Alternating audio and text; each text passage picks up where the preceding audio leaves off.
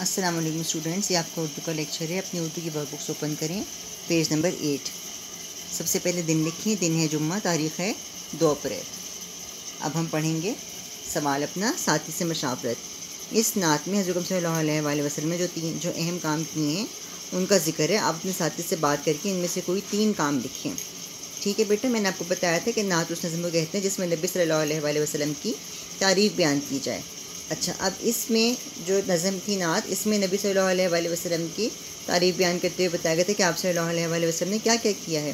उनमें से 3 काम हमने लिखने हैं। कौन कौन से हैं कि नबी सल्लल्लाहु अलैहि वसल्लम ने जहालत को दूर किया, नबी सल्लल्लाहु अलैहि वसल्लम गरीबों की मदद करने वाले थे, और नबी सल्लल्लाहु अलैहि वसल्लम ने जुल्म को ख़त्म किया।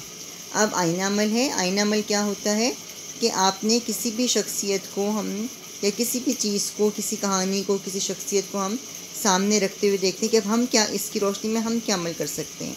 ठीक है, तो अब देखिए, नात को पेश नज़र रखते हुए दरअसल कॉलम मुकम्मल करने के हमें कौन से काम करने चाहिए और कौन से काम नहीं करने चाहिए। गरीबों की मदद करनी चाहिए, मुसीबत में नहीं घबराना चाहिए, मुसीबत में दूसरों के काम आना चाहिए, रसूल अल्लाह की नाफरमानी नहीं करनी चाहिए, दूसरों गम को अपना गम समझना चाहिए, कमज़ोरों पर जुल्म नहीं करना चाहिए, और आप सल्लल्लाहु अलैहि वसल्लम की तालीमात पर अमल करना चाहिए। अब हम यहाँ पे अगला सवाल पढ़ते हैं। यह है ज़हनी आजमाइश। ज़हनी आजमाइश का मतलब है कि आपने ख़ुद से सोचना है कि भाई इसमें क्या बात है ऐसी।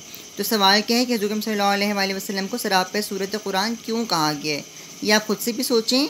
और हम यहाँ पे देखते हैं कि नबी सल्लल्लाहु अलैहि वसल्लम को सरापे कुरान इसलिए कहा गया क्योंकि नबी सल्लल्लाहु अलैहि वसल्लम कुरान की अमली तफसीर थे, यानी कि आप कुरान पाक पर अमल करते थे। ठीक है, अब ये सारे काम आपने लिखने भी और याद भी करने हैं। ठीक है बेटा, इस काम को लिखें भी और याद भी करें।